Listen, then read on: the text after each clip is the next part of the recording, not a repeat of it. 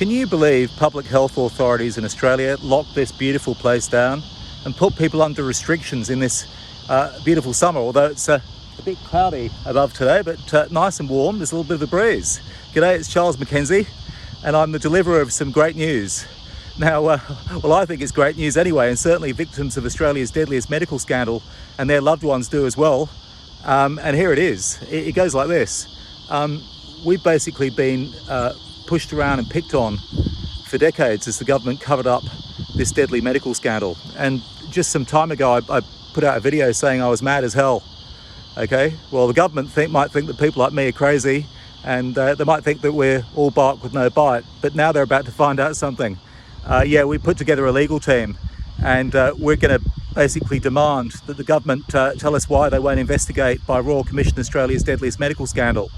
And they think, well, they can just do as they've done normally, which is just say no and all these excuses. Well, no, we've got evidence that patients were knowingly harmed. We've got evidence that children were knowingly delivered and injected with contaminated blood products, and those children were killed. We've also got other survivors, other former child patients like myself, and we want answers. Yeah, and so do parents that lost kids, and so do tens of thousands of Australian families that have been affected by this. So we're actually not taking no for an answer. And so the great news is that what we're going to do is we're basically going to say, okay, we're going to have to take this to court. Yeah, and to Australia's Prime Minister and to the corrupt health officials that had a hand to play in the cover-up over tens of thousands of people being infected with deadly viruses like hepatitis C through the blood supply or HIV. For those of you who are part of that or a party to this cover-up, yeah, we're going to see you in court. Truly. Yeah, no, it's been decades in the making, and we're not taking no for an answer. I think the collective view is we've been pushed around and picked on and bullied just too much. And, now that more Australians are finding out about this cover-up, and especially with the way we've all been treated in this last couple of years, I think the mood is that, we're going to have to do something about our government. Why on earth would Scott Morrison, the Prime Minister, want to be in Australian politics? Why would he want to be Prime Minister if not to assist Australians caught out in such a terrible scandal? There were victims of similar contaminated blood scandals overseas. In Canada, they got a Royal Commission. They got helped years ago. Ireland, they had a legal inquiry. They were helped years ago, and the help's been significant. Scotland, Wales, and now England with its infected blood inquiry. And the British government have indicated that they accept liability.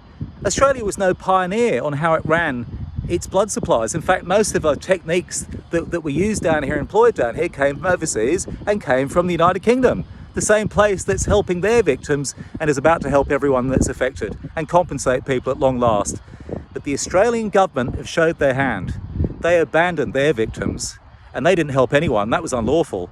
And they denied help, and that actually led to people's conditions being worsened, and it hastened people's deaths. I was witness to that, as were many other survivors of our group.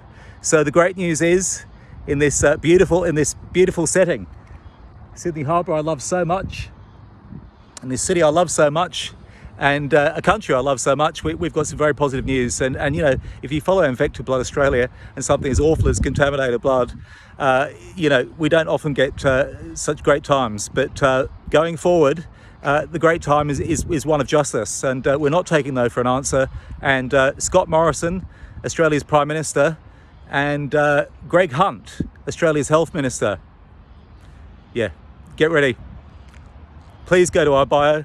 Please support the Royal Commission. The link there. Let's try and get this Royal Commission of Inquiry into Australia's contaminated blood scandal. And please, if you can, repost this video. We're going to soon have a live webinar with our lawyer, Michael Imperato from the UK, and a barrister as well, and some other people who are going to lay out the pathway of justice for Australians.